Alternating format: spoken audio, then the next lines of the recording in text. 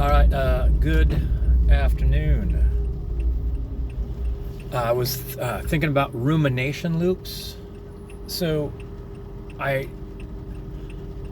don't know much about these rumination loops. I think that my yoga instructor used to call it the monkey mind. But once I started learning about rumination loops, I'm like, that's actually what I think's happening to me. So there'll be times, I'll give you two examples. My girlfriend and I were supposed to clean, I have a hot tub, and it was one of those inflatable ones, and I just ignored it. I let it just get icky, and I didn't clean it, I didn't put it away, I just gave up on it. And this is why I was really depressed. And so I wanted to clean it, and I asked for help, and I ended up bailing, and pretty much my girlfriend just cleaned the whole thing. And by bailing, like, I just couldn't do it. Like, I was kind of like pacing around my yard. I was like sitting down in chairs. I was trying to distract myself by doing other things, even though the whole reason I was in the backyard was to do that one thing. And then we also went to go paint my front door, and I got maybe like a small portion, like a sixth of the door painted, and I had to stop. She ended up painting the whole door. Like, actually, I think I even had to leave the room. And I think what was happening to me is my brain was getting in these loops, these negative loops, and it was connecting, like the hot tub, it was connected directly to how much depression I was going through that led it to be in such a condition. And that how even now my brain has trouble dealing with that hot tub. Like, I haven't used it since it got cleaned, and every time I think about it, it just reminds me of bad times. So I have a jacket that I bought, and just as luck would have it, like, a bunch of my coworkers bought the exact same jacket. And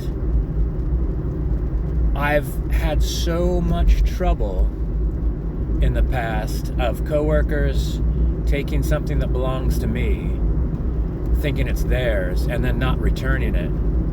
And so, like, enough that I would like mark my things, and I've gotten so many of my things back from other people that were just bound and determined to keep them. And so I grabbed my jacket today. It's been so many years, and I haven't seen anyone I work with wearing this style of jacket, so I'm bringing it back. But even as I grab it out of the closet, I get into these loops of all the memories of all the times a coworker's stolen from me, and I have to like prove it in front of witnesses that, like, that's mine. I've put an indication on it that it belongs to me, that only I know about. Because I tried, see, that's where my loops go, because I tried writing my name on stuff, so people find my name, so they know it's mine, and they remove my name. So I had to put things that weren't immediately recognizable as this is how I identify, like something that belongs to me.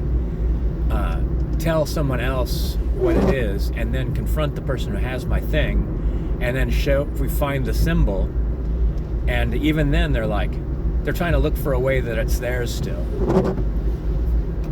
So, yeah, pulling out this jacket out of my closet, even to this point right now, I'm still agitated about it. My brain keeps going loops. And so the idea is,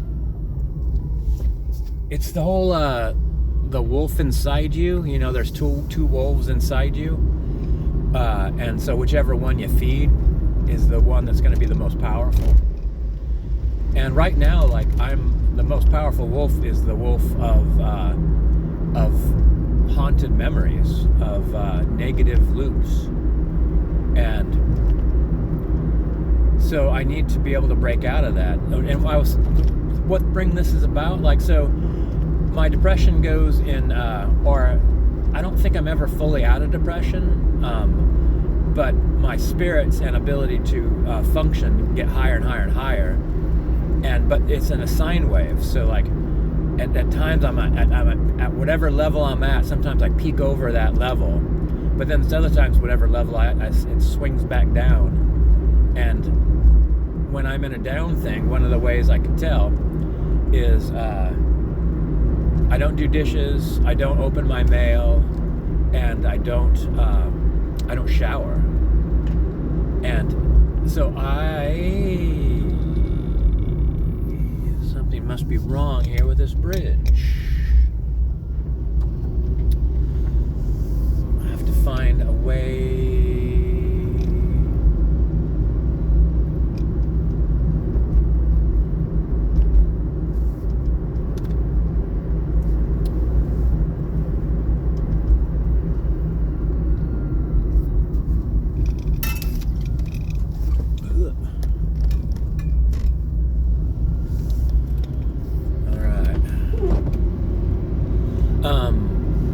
I have to find a way to take that loop. So the loop starts with the jacket, and then I have to say, I guess I have to hijack that loop, and like say like, hey, it's okay. Like, you solved that. You didn't take your jacket to work, and you get to take it now, and no one has that jacket at work now, and so it's fine. Maybe if you're once again, if you're worried about it, why don't you put a little something on it to help you identify it, like that, and then you just got to trust, like things will work out. Like, if someone steals your jacket, put a mark on it, so if you ever see it again, you can say, hey man, that's my jacket, just like I've done in the past. So you can't, like the thing with, like, that happened to me with with my hot tub, is I still haven't used it. So I've had this jacket for a long time, and I don't use my jacket because it's connected to those memories. So I can't let these ghosts of my past remove my abilities of the present.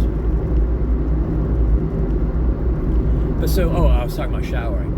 So I believe that showering is just this mechanical process that takes a certain amount of time, and so you might have, that's where like the phrase shower thoughts, which are like inspirations and things like that you have, because you're just in there going da da da da, and you're like, hey, I wonder if except for the negative loops hijack that, and instead of having like shower thoughts, I have shower nightmares.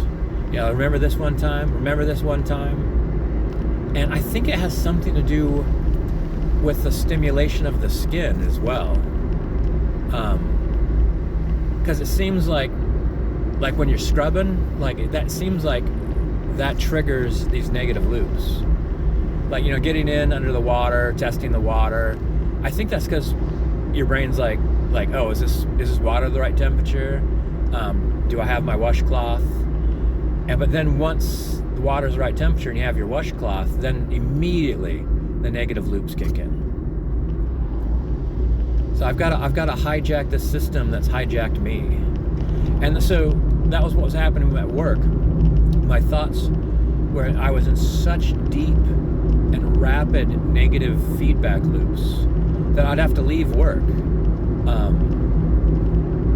And so I brought music that I could listen to, a little radio that goes around my collar. I'm not supposed to have it, but there's times I forgot it, and I didn't even try to work. I just went right back home, and so I ended up buying 2 of them. I was so afraid of showing to work without one of them. I wanted to have one in the car at all times, so in case I was charging it, and I forgot it, there would be another one already charged in the car. And I didn't think about it, but that's what it was helping me do. Like, instead of being trapped in my own mind, I was paying attention to something outside of myself. so I wouldn't suffer. It was absolute torture when it was at its worst, absolute torture. Maybe that's what led to the when I finally went to the doctor. I started crying for 6 solid hours, and maybe that's what that was. It was like finally reaching a point where I was so helpless in my own brain that I started crying about it, and I couldn't stop crying about it because at no point in time was I not helpless in my own brain.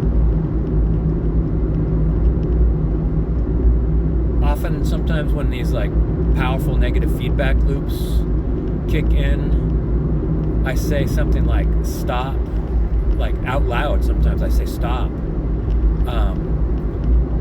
I say it's okay, honey. Like that's what I used to say to Akila when Akila was like worried, like when there's thunder or whatnot. I say it's okay, honey. So I say it's okay, honey, and I say I wish there was a way. It's another thing that I say repetitively when I'm caught in these loops. And it's like, I wish there was a way to stop. I wish there was a way that hadn't happened. I wish there was a way to solve this, like these awful things that happened in my past.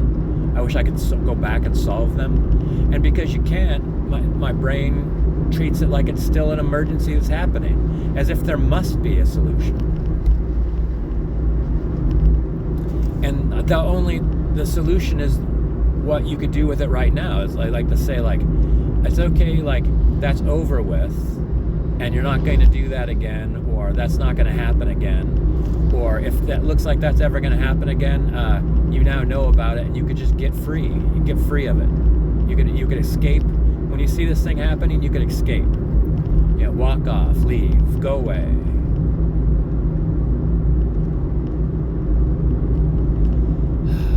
I kind of feel like I'm dragging my own prison around with me at all times.